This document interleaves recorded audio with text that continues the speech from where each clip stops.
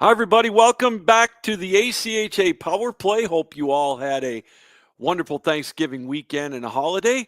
It's great to be back here in the chair as we get ready to wind down the marathon part of the 2024-25 season, as we're looking forward to the Christmas holiday and then what we call the sprint, the last couple of months before we get focus on the national tournament. Great to have you with us here on this Tuesday night. Coming up here very shortly, we're going to talk with the head coach of the Iowa Hawkeyes, Kevin Brooks. We're going to see how their season's going and how much fun they've had here in the opening semester.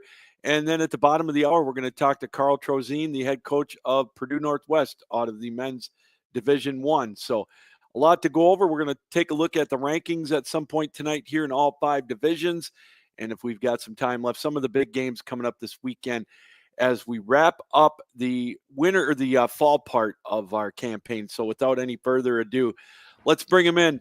A friend of the show, head coach of the Iowa Hawkeyes, Mr. Kevin Brooks. Kevin, welcome back. How are you? Good to be back. Always a pleasure to be on with you. Well, Kevin, you guys, it seems like I follow you guys on your social media, and it just seems like with every team, man, the season is flowing by. You get started towards the end of August with practice, and then you get going, and boom, all of a sudden we're wrapping up the first semester. Yeah, it's at the blink of an eye. It seems like we were just doing our, welcoming the freshmen on campus, doing a little skate with them, and here we are. For us, we're rolling in this weekend, and this is our last two games before we go on break for Christmas. So I want to take a look back at one point of the season. They did something a little different this year, the Big Ten Showcase, which you guys were successful on. And man, from afar, I wish I could have been able to go down there. I kind of wanted to go, but unfortunately, some other things I had to do. Looked like it was an excellent weekend. Obviously, it was very successful for you guys. Yeah, this was something Joe Caprio, he reached out to me actually way back in the COVID days. We were trying to, kind of putting this together, and he with the Capra Services. I mean, they put on an unbelievable show. It was great to see teams like URI and ULV, before or after our games, and the competition that we had was, I mean, we couldn't have asked for a better docket. Yeah. The teams that we were able to play, and it was a good weekend for our group of guys. We've had some hiccups along the year, at the start of the year, and we've kind of been hitting our stride, and I think we're playing some really good hockey at this time of year, and this is a good time. I always tell the guys in September, I don't expect you to be playing November, December hockey, and we got to work through the kinks here and work it out. And I think right now we're playing December hockey right now, so it's good stuff. So you played in the championship game against Indiana. Did that seem at all a little surreal? It was. I'm not going to lie. It was a little better than playing at 12 a.m. It was Oh my goodness! little better game time. No, not the three overtimes, but it was a great game. Obviously we have some players. They have some players that were both involved in that Final Four matchup at the Nationals a couple of years ago. So we had one of our captains actually made it. He said, "This is personal." This was that was two really good teams going at it for that championship game in the big showcase. And we're, like I said, we came out on the right end this time, and we're very happy with the effort the boys put forth. What's you talk about that midnight? I remember that. Obviously, remember that with one of the most favorite calls I've ever had. Yeah. What's the latest you've ever played or coached in a game, time wise? Well, I was a member. I don't know if the record still holds, but when I played in Cedar Rapids, we played we were playing Lincoln Stars, same setup to go to the semifinals in the USHL for the Clark Cup, and we went to triple overtime. They had to reopen the concession stands, and that was at I think it was pushing that 1:00. And then we obviously the Indiana was there, and then just recently down at Lindenwood. Just the way their tournament was set up, we didn't get off the ice until 12:45 a.m. So it's been some tough ones. We've had some tough goes. So sometimes you're on the good side, sometimes you're on the bad side. So we're talking with Kevin Brooks, the head coach of the University of Iowa, here on the ACHA Power Play. And Coach, you mentioned kind of an up and down year. It looks like just by looking at some of the scores, to me, it looks like your weekend that you had against Missouri may have kind of got you guys on the right track. Now I know you played some tough competition this year, and it hardens you for your stretch drive. But that Missouri weekend looked like a very successful one to kind of get your season in the right way.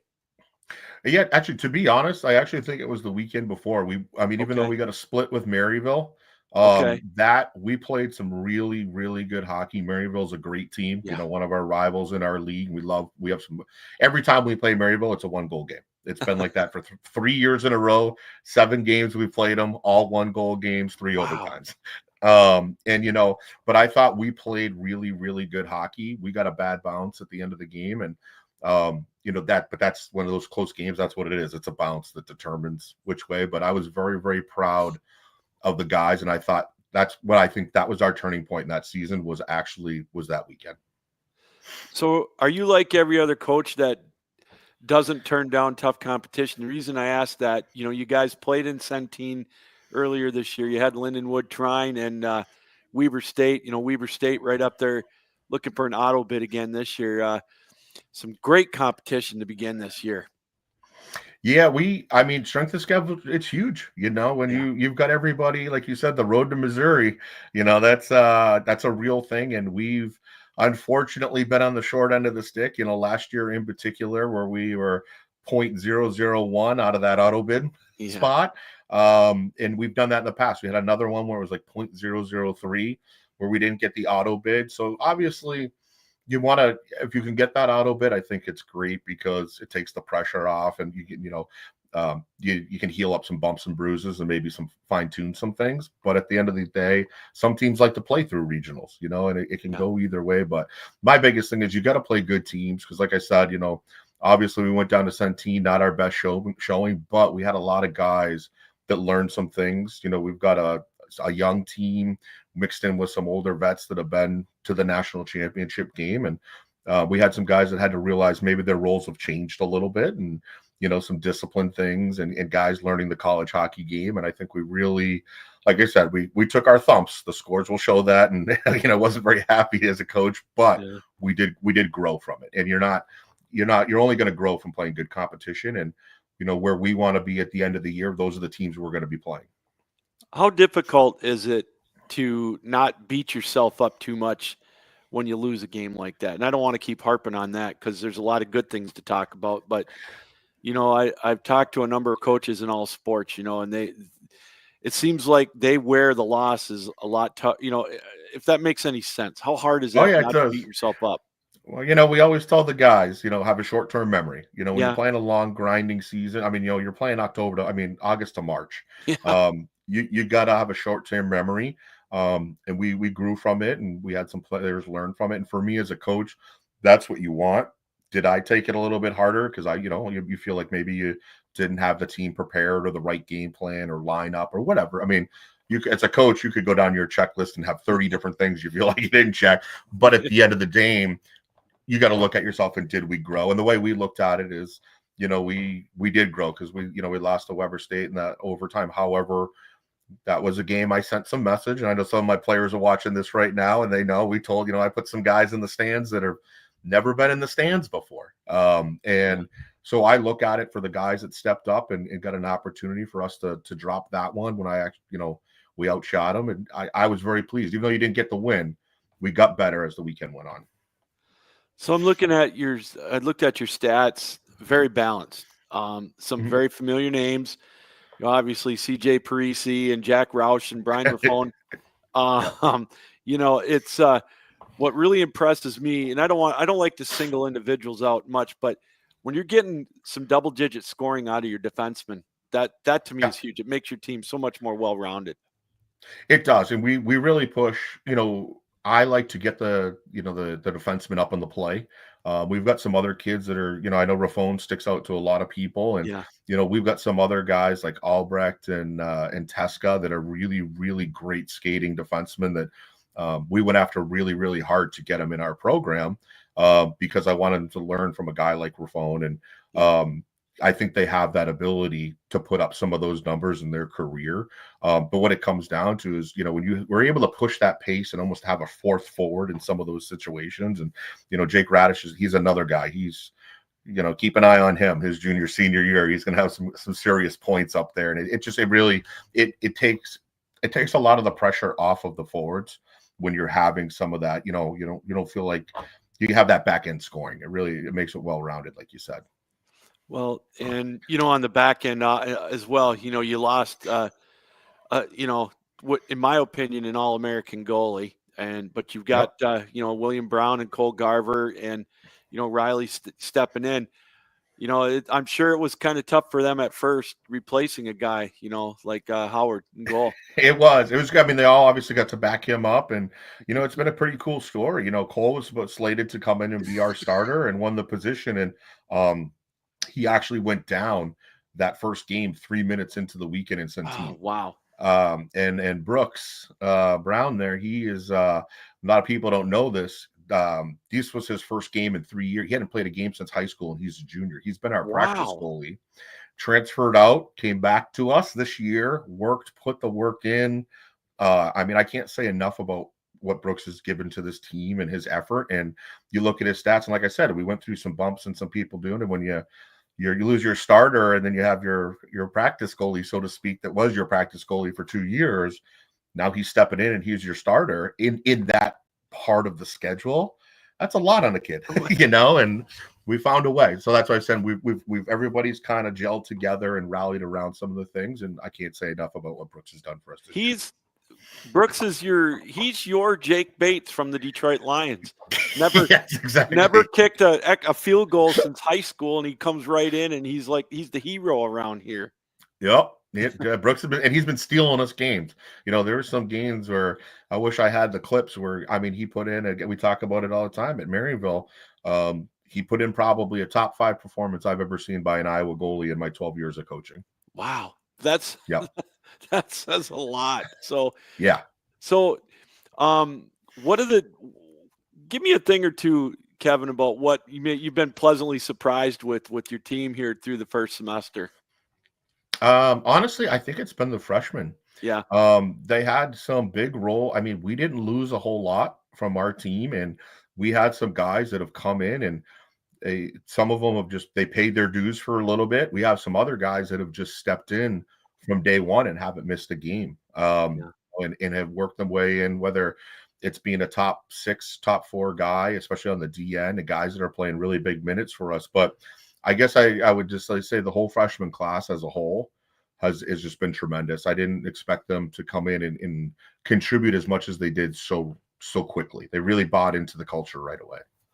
So the recent success that you've had it's had to have helped in recruiting a little bit, but folks, and it's a lot of people don't consider Iowa a hockey hotbed, but it really is. There's a lot of great hockey in that area. Yeah, it's been great. I mean, we look at Drew Zillig, one of our leading scorers. Yeah. Here's a kid I coached in high school here. He played for Dubuque in the Midwest League, and that probably nobody in the country other than that plays unless you played in the league, you don't know about that league. And here's a kid that's coming in and just one of the top scorers on our team and in the league. And there's some great players that you just we go out and recruit. I'm very lucky with the leagues I've worked in and different things to have some coaches that reach out to me. But at the end of the day, we've really put our focus on recruiting people that fit our culture. Yeah. That's because I kind of feel like at this level, there's so many kids that are right there, and there's a kid that's going to stay right here, or there's a kid like Drew, who's a great example that's going to shatter that ceiling. And it's 100% attitude and effort and his belief in the program. One of the things that I noticed about and I know a lot of teams do travel well and their parents and whatnot, but one of the things I can see the close family atmosphere that you guys as a team, and also the backing that you get, and that's got to help too. We got a great group of parents, and I could go down years and list them off. And, I'll bring up CJ's. We always joke about CJ and his dad. And I say I recruited his dad before I recruited him, and they're great personal friends, the Parisis. And, these are friends that we go on. And it was even great at the big showcase. We had some guys that were on my team. Their parents, they played for me 8 years ago. and their dads showed up at the game to come watch us and support, and still had their Hawkeye jackets on. And we had some other people that former players from 13 years ago. Kid Fisher Haas was our goalie. His parents showed up. He showed up with his wife and his little daughter. It was just, the Hawkeyes travel well. And like I said, that goes into our culture. It's family first. It's team first. Like, I just really think it's very, very important to be close knit. And that starts with everybody, the parents all the way down. So you had a series post or canceled last weekend, unfortunately. How difficult is that to keep the guys sharp? I mean, I know you were looking forward to playing, obviously. Yeah. So what do you do to keep them sharp now that you're not playing again until this coming weekend? Remember it's kind of nice, honestly. We had a couple of guys that were banged up, so we did get a little healing in, and we always joke and say we are the ultimate. When you think of club hockey, we are that team. We don't have 5 days practices. We don't have our own rink on campus. We're not like some of these other teams that have some of that stuff. We practice twice a week, so we're jamming a lot into not a big time frame there. And we got to do a skills practice. We get to let the guys have a little bit of fun. We switched some of we mixed it up on them. So we had a practice on Tuesday, and then we threw in a 6 a.m. or 7:30 a.m. practice. So, so it was a quick turnaround. We practiced Tuesday night. Then they did that. But then what they got to do is they went and did a team bowling event and got to go have some fun. That once again, that goes back into that culture. They got to start off their day with their best friends, go to class, and then they ended their day with their best friends doing a team outing. So for me, that's just as important. And then now after this weekend, obviously you guys get the break for about a month. Yep. Do you tell them to take a break from hockey for a couple of weeks? Stay out of trouble, that kind of thing. I tell them to just. I always tell them take up the first week. Don't even look at your skates. Yeah. Don't go home.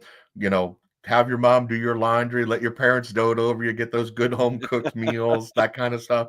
And then I usually tell them, a little bit before the holiday. A lot of the guys go and hop on the ice with their old high school teams, or some of their other. That's the great thing, is a lot of them live around with guys from Illinois State, University of Illinois.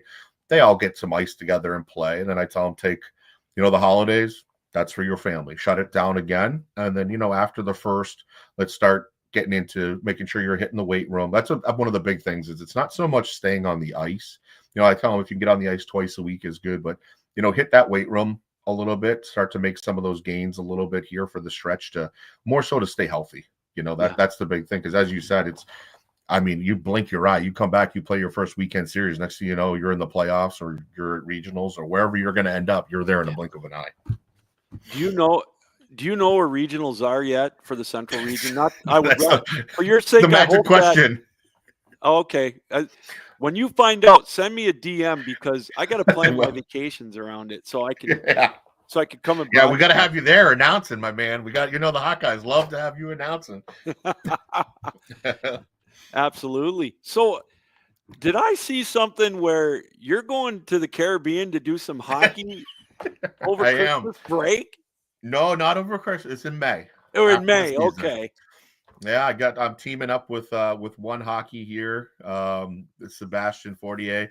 He was involved with the Canadians back in the day there, and he runs these camps all over the world, honestly, and they're great. And reached out to me in the previous, and it just wasn't a good fit. So this year we kind of followed it up, and he said he was doing one in Cancun, and it's more of a showcase. He's already has 6 NCAA Division I coaches that are going to be going down, and I'm working with my contacts, around here with some of my guys that are out in the on the East Coast, and we're going to bring down a group of kids, and it's going to be a 4-day event in Cancun. I mean, what more could you ask for?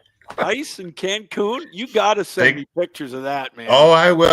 They got a nice facility right on the ocean. It's really quite this. Yeah, it's really quite the setup. I'm excited for it. He's got some other ones where it's like some in Sweden, I think the Czech Republic, and there's a rumor there's one in Dubai next year. There's a rumor on that. So, I had to get my foot in the door this year, hopefully put a good show. So maybe Dubai next year. I don't know. Oh, look at you go. Wow. I'm telling you, better get you'll have your suitcase with all those passports and all those stickers on them. Oh, yeah.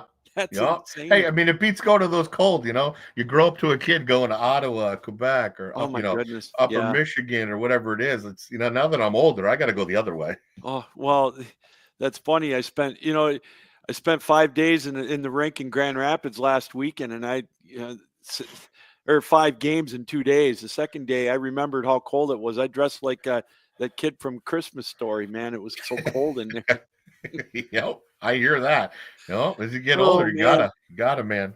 Oh, I know. So a couple more things. You come off a break, and you got some big games coming up after that. You've got Wisconsin, and you got Minnesota, and you got Illinois. Some We do. rivalry games. Do you do a conference tournament before your regionals? Yeah, we do. So it's actually really cool. We have an ongoing thing every year. So when we play University of Illinois, we always play the week before both of us go back to school. Okay. And we play in Rosemont at the outdoor rink. Oh, wow. So we'll on Friday afternoon we do an outdoor game, and it's great. We try to get a bunch, both teams get a lot of alumni back for it and make a little day out of it. And then on Saturday, we just pick a local rink that's right there in the area that we'll play there. And but then we got Minnesota, we got Wisconsin, and then the weekend after that we head down to Maryville for our conference, for our conference finals there. So, well, Kevin, this has been a lot of fun. I really appreciate you hopping on tonight. Yeah. Good luck this weekend, and have a great it. break. And hopefully we'll see you. If you don't get one of the auto bids, hopefully we'll see you in the regionals the end of February. Sounds great, Lou. I really appreciate you having me on. You bet. Thanks. Kevin Brooks, the head coach of the University of Iowa, right now sitting at number 7 in the Central Region Division II. We'll go through those rankings. And, of course, how it works, remember, is the top 2 teams in all 4 regions, they get the automatic berth and the road to St. Louis. And then after that, 3 through 14 go through a 3-day single elimination winner go home tournament. And last year I got the privilege of being able to broadcast those games in Grand Rapids in the Central Region, and they were dynamite. And when it's winner go home, man, you leave everything on the ice, and it's absolutely it's some great hockey. And there's 4 regions: the East, or the Southeast, the North, the Central, and the West. And I got to tell you, it is really indeed some great hockey. So thank Kevin. And who can forget their story that they had, back a couple of years ago in Massachusetts with that double overtime thriller to get to the national championship game, 4th seed in their bracket. Once you get to nationals at the D2 level, of course, it is pool play. You got to win your pool. And they were a 4 seed, I believe, and they went right through undefeated in their pool, and then took on Indiana in that thrilling double overtime game, and they made it to the championship game. And they've got a lot of returners from those games a couple of years ago, and I know they would like nothing better than to get back to St. Louis, coming in and trying to get to that final step to get back to the championship game and hoist that trophy that Indiana was able to do last year with their overtime win over Miami. All right, we're going to take a break. When we come back, we're going to go through some of the rankings, and then coming up at the bottom of the hour, Trosien, the coach of Purdue-Northwest, is going to hop on, and we're going to talk some Pride hockey as they're getting ready to end their first semester. I'm telling you, the marathon is over this weekend, and then the sprint starts when we come back from Christmas break. And you've got, in many cases, 6 weeks until regionals, 6 to 8 weeks, and then boom, we're there, the nationals in St. Louis. So don't go anywhere. You're watching the ACHA Power Play. It's live right here on 12 Ounce Sports and on our YouTube channel, 12 Ounce Sports. Need tickets to that next event? Well, at 12 Ounce Sports, we've got them, with soccer anywhere in the world. Tickets to any venue, any sport. Want to go to NCAA or NFL football matches? We've got them. Yeah. Baseball at every level. Every Power 5 matchup is available. Don't forget, costumes and paint are optional. What's that? You want to go to Broadway? We have those too. Want to jam out? Every concert, every artist. That's right. At 12 Ounce Sports, we've got the tickets for less. 12ozsports.com/tickets. That's 12ouncesports.com/tickets.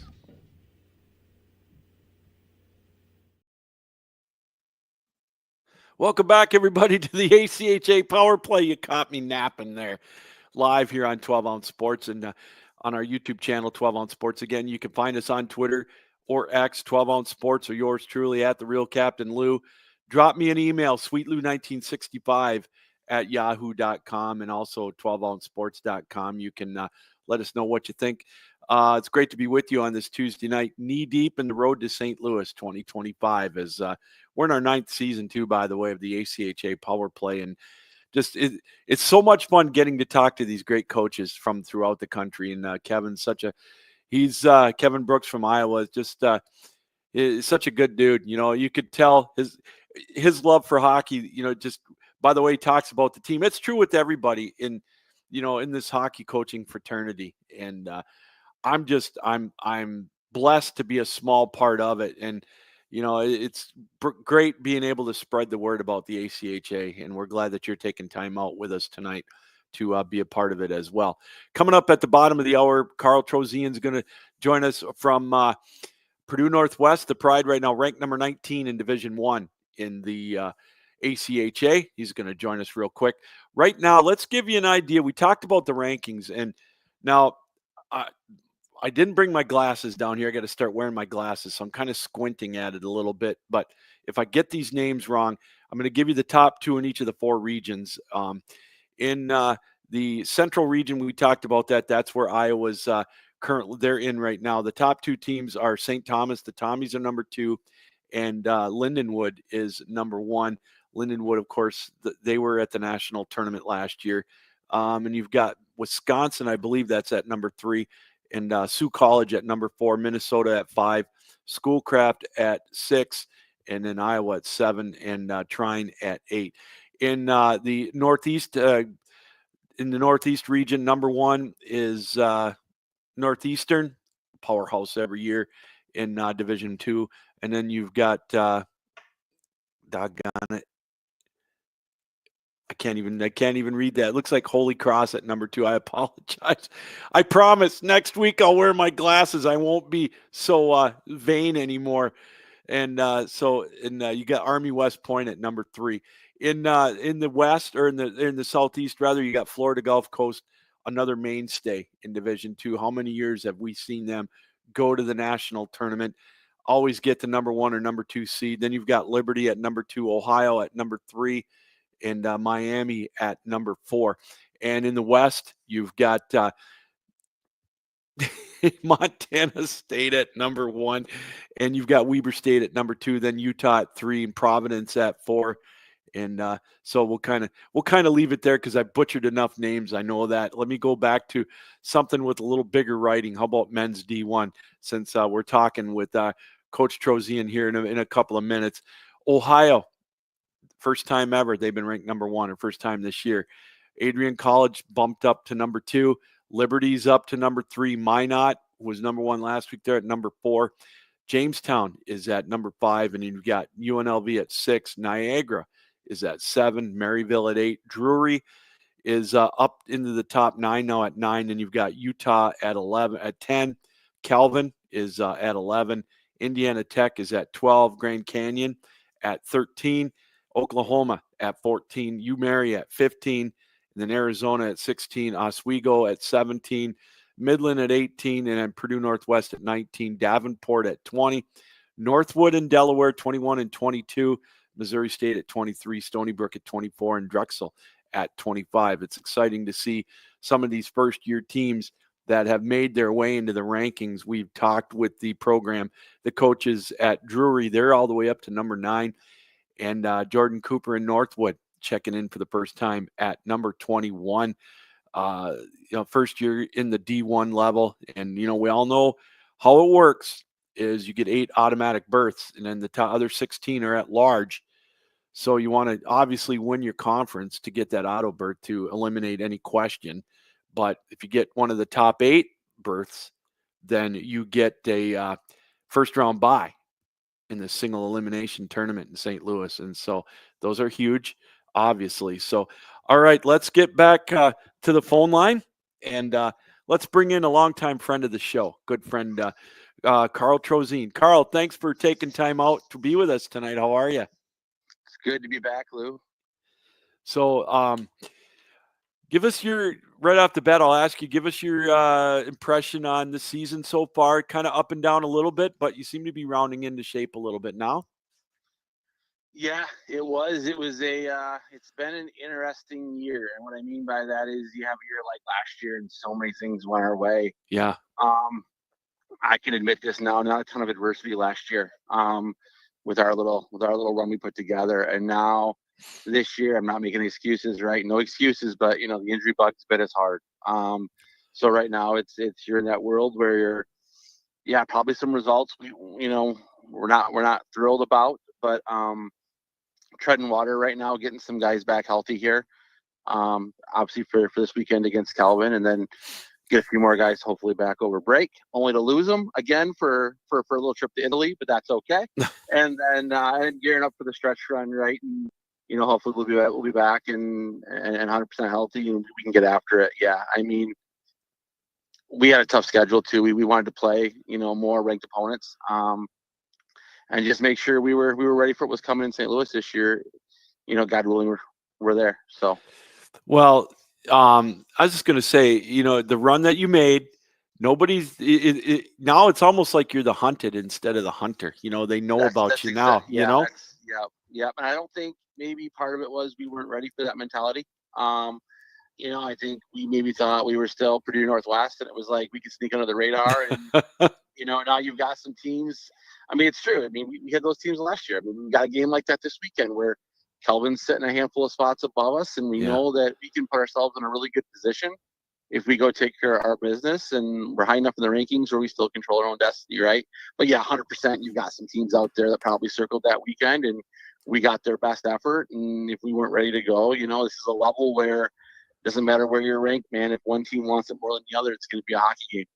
Well, and we all know that for a quote unquote 6-team conference, I mean, you play in one of the toughest conferences, pound for pound, proportionately wise, you guys, Calvin, Adrian, Davenport, Grand Valley, Roosevelt. I mean, you can't take a night off, anytime with that lineup, 100%.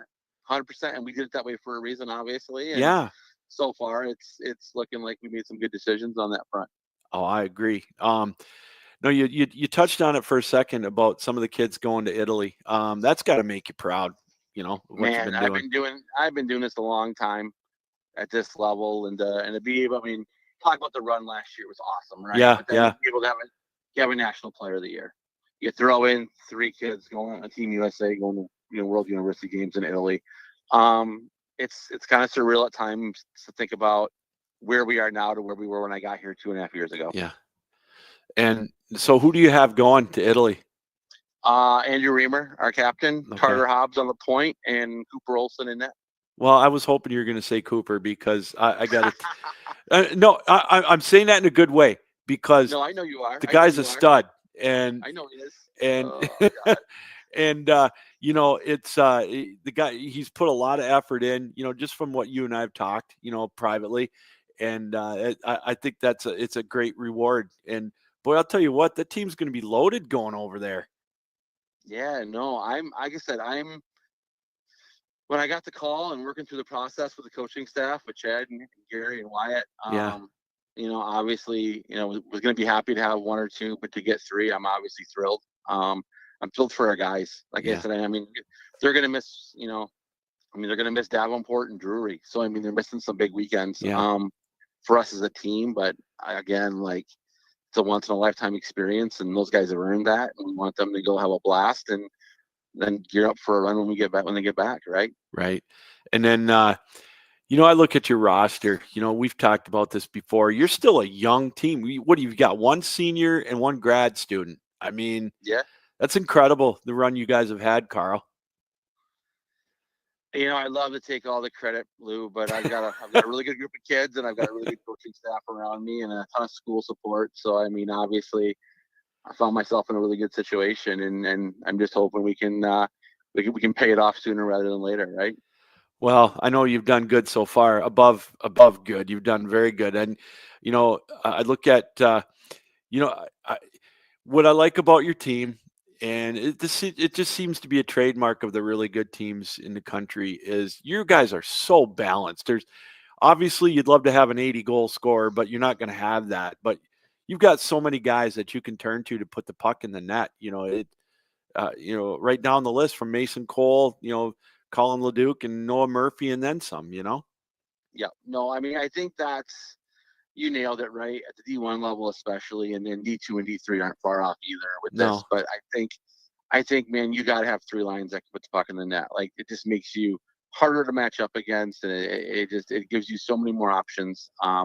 So scoring depth is definitely something that we focus on in the recruiting process. And now, granted, it may be different ways to do it, right? I mean, obviously, the further down the depth chart you get, you want some. Yeah. So we call them meat and potatoes kids, some guys that maybe play less flashy and more just hammering pucks home in front of the net and getting greasy goals. But I mean, it's imperative. I mean, I think when you look at us at the national tournament last year, obviously our top line was our top line, and I think when you get into the quarters, and if we would have gotten any further in the semis,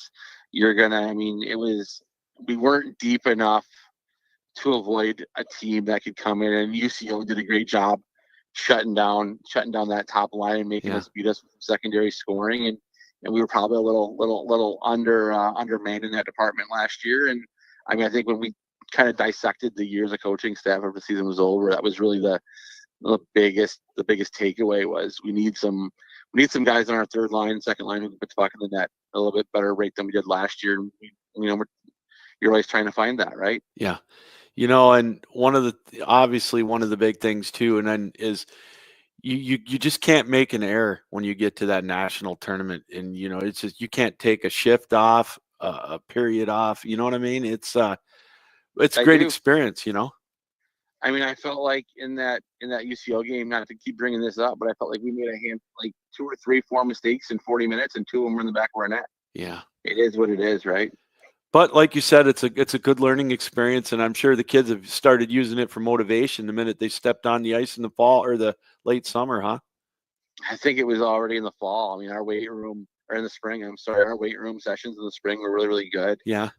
Kids were already talking about, what's next. So, I mean, it's culture. You have a good group.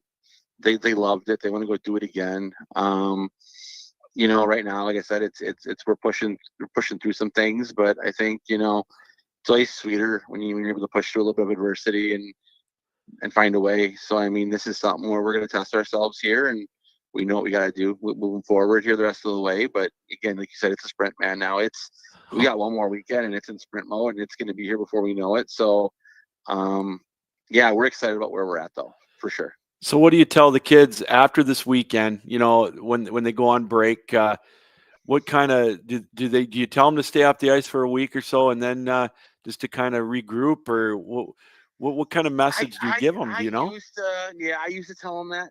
Okay. The problem with that message is half the kids are going to listen and half of them aren't. If that makes sense. So, yeah. So the new message lately has been trust your body. Okay. Some of my older guys are probably, they're juniors and seniors. They play junior hockey. They're 23, 24 years old. They're probably going to need a week of recovery and just, some downtime. And then you got some of those 19-year-old, 20-year-old kids that are like, Coach, I can skate every day for 3 hours a day. And it's like, don't overdo it, right? Because you want them to come back with a charged battery, right? You don't want kids, hating hockey and hating going to the rink and not enjoying the grind right now when you get back. So you kind of put it on them to kind of know, even if they all play junior hockey, they all know their body. Sure. Hey, you know what? Be ready to go. Do what you got to do to be ready to go. And by the way, we have 3 practices before we see Davenport when we get back. So, they'll be ready to go. They'll take, again, at this level, you trust them, they'll be fine. But that's the message anyway, to answer your question. Yeah. All right. No, fair enough. And then you talked about it. It don't get any easier when you come back. You got a Drury team that, is kind of like in your shoes a couple of years ago, first time. No, that's exactly how we view it. Like, they're a team that is trying to do exactly what we did, and I don't think they're not built that differently than we were a year ago, and they're having a good year, so obviously we won't take them lightly for sure. But it's good to see that, right? Yeah. Because CHA D1 for so long, it seemed like teams came up and didn't have any success right away, and I think it kind of scared some teams away from making the jump. Because I know, like when we jumped at Grand Valley, there had been a little lull in teams moving up, right? And I think it was just everybody was talking about, oh, it's so hard to move up. Oh, those rosters are so good in the top 8, top 10, and they are. Don't get me wrong. Right. But I think having some of these new teams pop up and have some success, B&W, Drury, I think it kind of makes some teams think, right? You got some teams that are like, why can't we do this? And when you get in that mindset, right now you see 6 teams this year, 4 teams last year. Now you got some teams pushing up into D1. So like as far as growth of the game, I think it's great to have some teams come up and have some success. Now, granted, we all know Coach Law is doing a great job down there, and it's I mean it's kind of like same crew, different school, if that makes sense. So I mean, I didn't think it would take them long, but good for them, and we're excited to see him here in a few weeks. And then of course on the other side of Michigan, you got Northwood. My God, they're off to a 13-1 start or something like that. I mean, and Cooper had him on, and he's just, it's that's great to see. And obviously good goaltending helps, but you got to have you got to, like you've always told me, you still got to put the puck in the net. Yeah, it helps once in a while. So what about you? What do you do during your Christmas break? Oh man, I am doing nothing this year. I'm gonna sit tight and shoot my bag off and try to get better and spend some time with the family and the kids. And the kids are getting older now. I mean, and that's 4 of them, right? So I mean, I'm gonna chase kids for a couple of weeks. And again, like I said, I went up to mom and dad's obviously for the Thanksgiving Christmas break. So there's no reason to travel now. So we went up 2 years ago and got snowed in. So I'm like against Christmas travel to Michigan now. Like, you're just asking for trouble. Oh, yeah. I know we're making a little jaunt up to Petoskey area this weekend for my wife's family's Christmas party. And it's, we're going to be all right. I think we got a good weekend to go. Not like last weekend when we came back from down south. Carl, I'd be remiss, not to talk to you about a mutual friend. Yep. He meant a lot, if not everything to the world of ACHA, but pretty damn close, and pretty damn close. No, that's a great way to put it. And Mike Petrusma, of course, passed away a few weeks ago. And, obviously his legacy is going to be how he's really helped grow the ACHA. He was Mr. Calvin, and it was tough. And it has been. Oh, you're telling me I was at the funeral on Saturday morning with sitting with Phil Sweeney and Paul Loudon and Brian Moran, and definitely, it absolutely was a tough day. And watching his players and his coaches and his son, obviously Josh, go through that was. I mean, and this, and I don't know how many people. A lot of people know this. Mike was a very close friend, a mentor, a buddy. One of my best pals in this business. And, I guess I'll put it to you this way. I'm sure you've seen it. The tribute that Lou Vesperini wrote about him was absolutely spot on. Yeah. And, I think my takeaway after leaving Saturday was, if we had more guys like Mike, or, some of us guys who've been doing this a while, man, we need to be more like Mike. The way he did it, I mean, always doing things the right way. There's always integrity. Treating his kids the right way. If we all run our programs like Mike Petrusma, the ACHA would be a much better place. And really gonna miss the guy. Gonna miss. I mean, like I said, with my wife. I mean, it's an hour and a half a week that I get back in my week from chatting on the phone with Mike. I'm gonna miss that more than you know. But hoping that someday, maybe I can live up to half the man Mike was when it comes to coaching.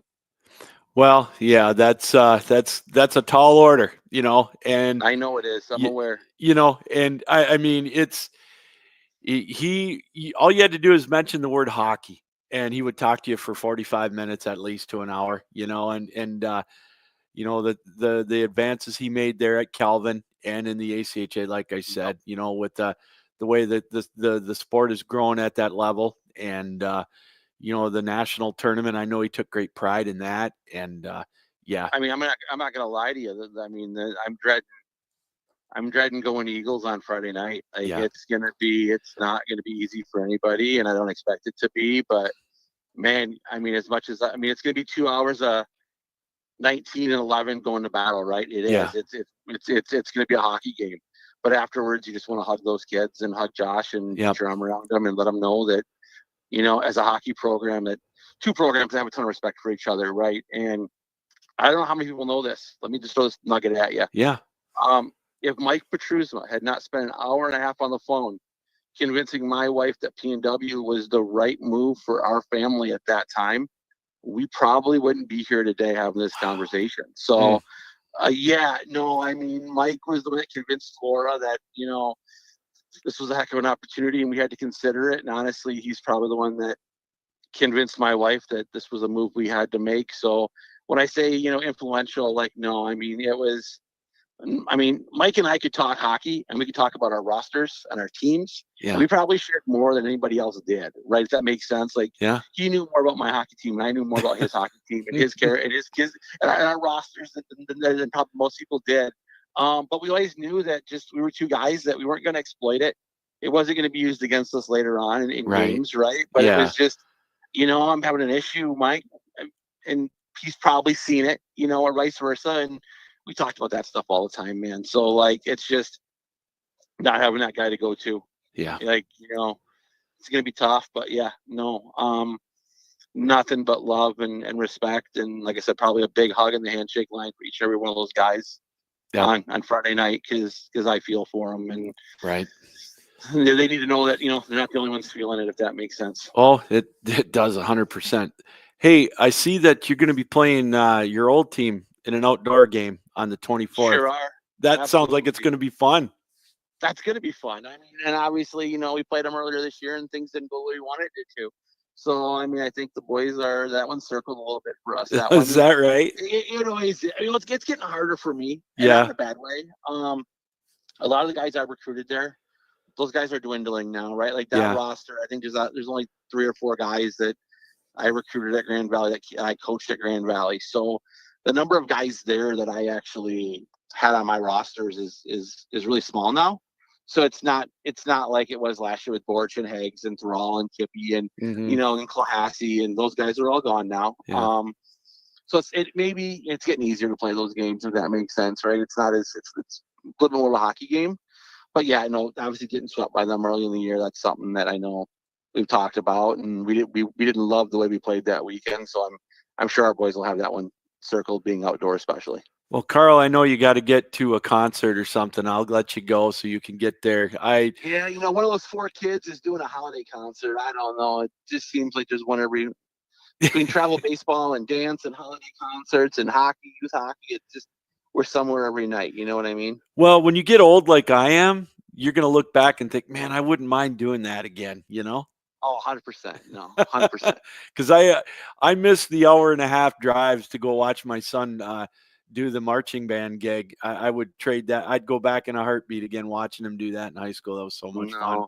I get it. How about those Lions before I let you go? Oh, my God. It's funny is I was sitting with family and friends on Thanksgiving watching them play the Bears, and we were talking I still don't know how to act. I don't know how to act with a team that I'm rooting for being 10-1, looking to go to 11-1, and now they're 12-1. It's never happened. No, I'm going to be honest with you.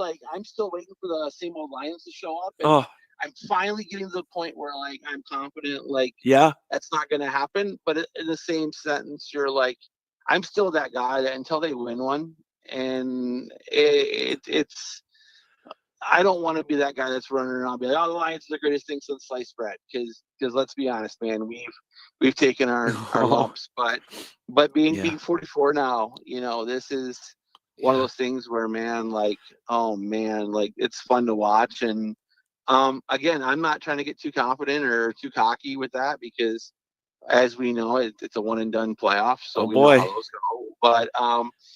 But yeah, excited about what they're doing because, like I said, man, it's Detroit's a different town when the Yeah. Lions are good. Boy.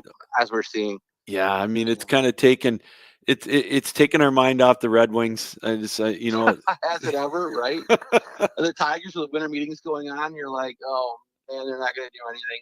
This is going what, to be. what, But what do you mean? They signed Alex Cobb, man. What okay, more do you want? Okay, I'll take it, right? Go sign Bregman, then we'll talk. All right, I'm all about that, my man. I'm all about Right? that. Oh man, but yeah, no, like I said, man, it's happy holidays to you and Yeah. your listeners, Lou. And like I said, I look forward to seeing you on Friday night. I'll You're gonna be there. right? You first, right. absolutely. I'll get there a little early, so maybe we can chat a little bit. Oh, absolutely, my man. All right, Carl. Thanks again. Enjoy your concert tonight, and we'll see you on Friday.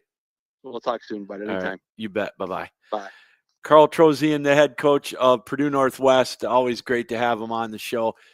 They had an incredible run last year to the quarterfinals in the ACHA men's D1 tournament, and I got a feeling they're going to be back. The record may not be, one of those 20-0-1 records, but they're playing some amazing competition. I mean, they're playing Adrian, they're playing Calvin, they're playing Grand Valley, they're Maryville. They've got a date with Drury. All teams that have their sights set on St. Louis.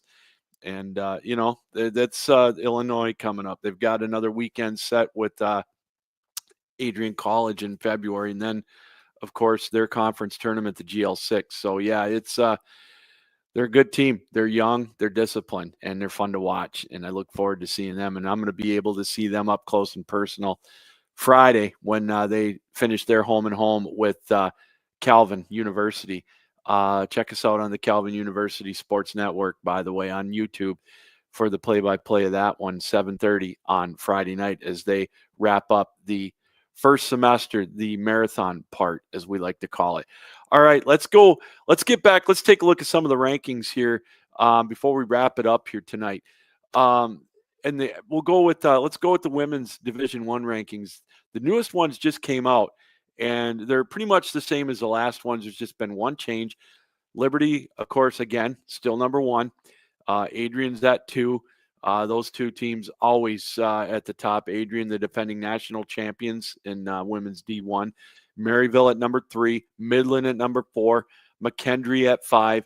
Minot State's at 6. Indiana Tech is at 7. Michigan is 8. And Niagara is 9th. And then the change this week, University of Michigan Dearborn is at 10.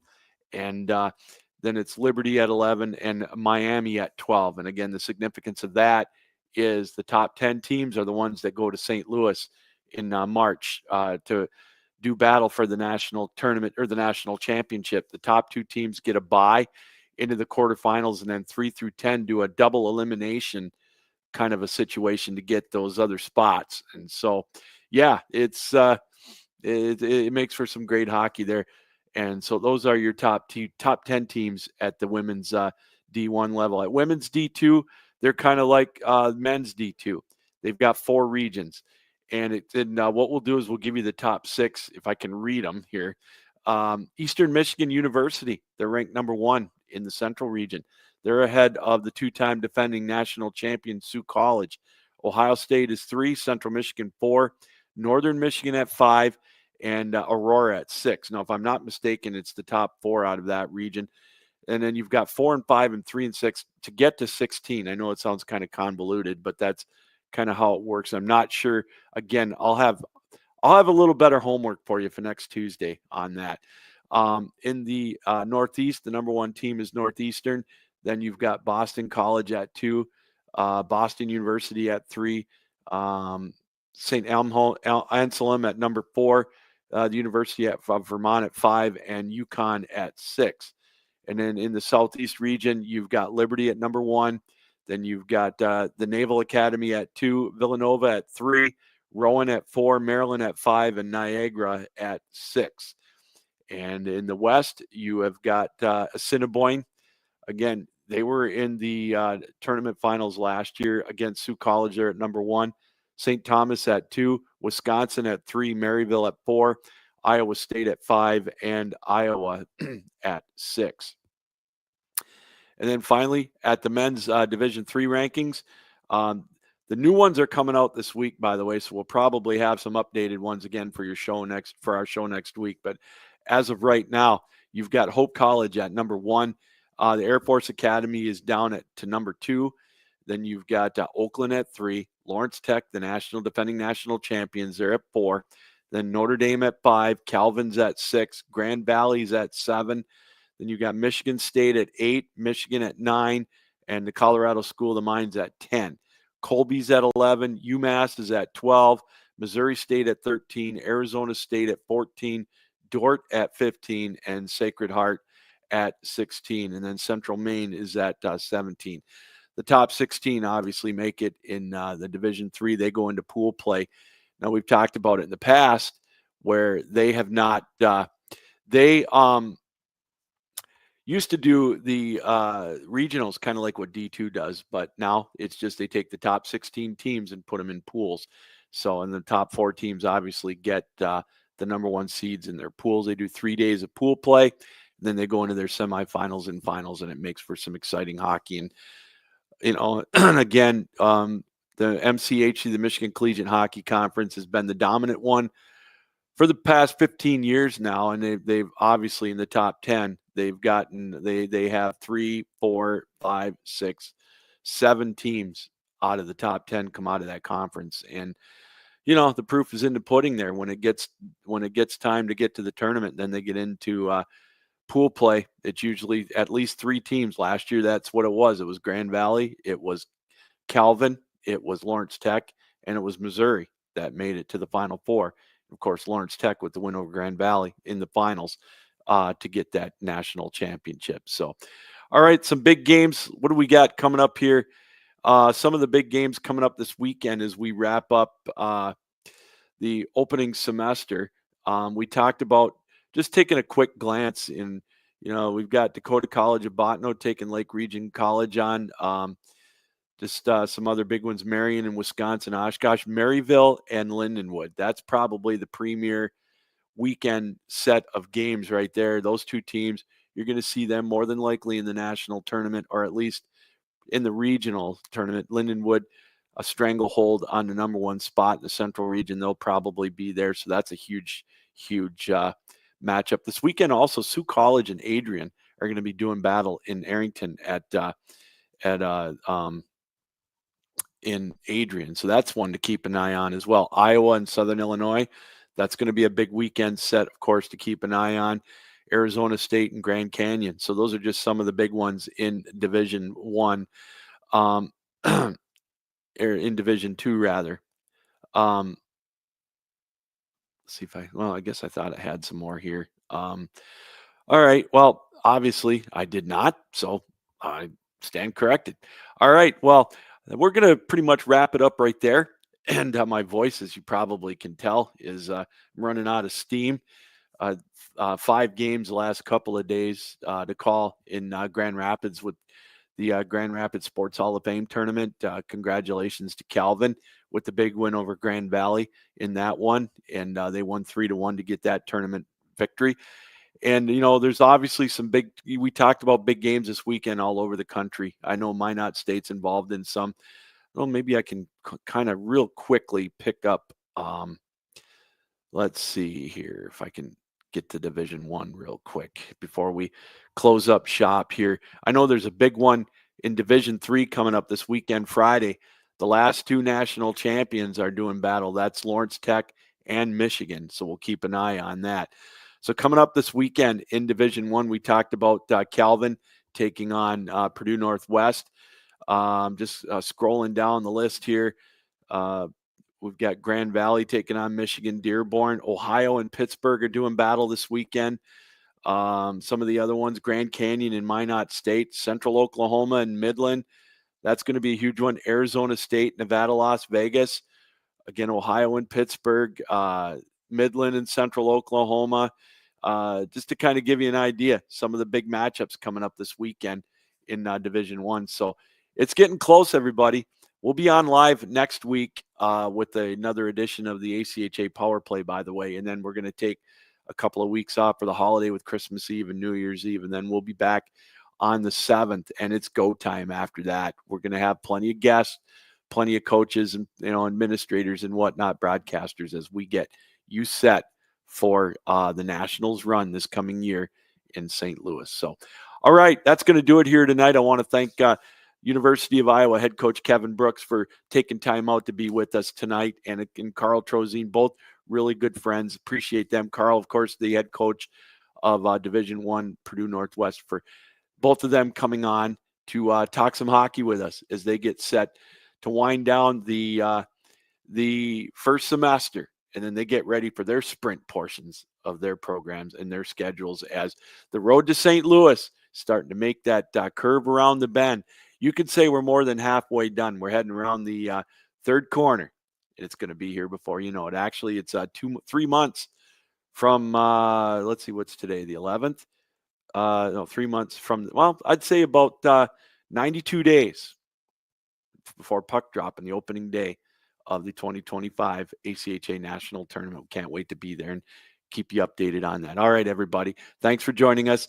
I want to thank you for welcoming us into your homes, on your computers, your TVs, however you watched us tonight around the world on 12 Ounce Sports and on our YouTube channel, 12 Ounce Sports, and the ACHA Power Play. All right, Captain Lou saying keep your heads up, keep your sticks down, keep your feet moving, and as always, keep your minds open. So long, everybody. Thanks for joining us here on the ACHA Power Play. So long.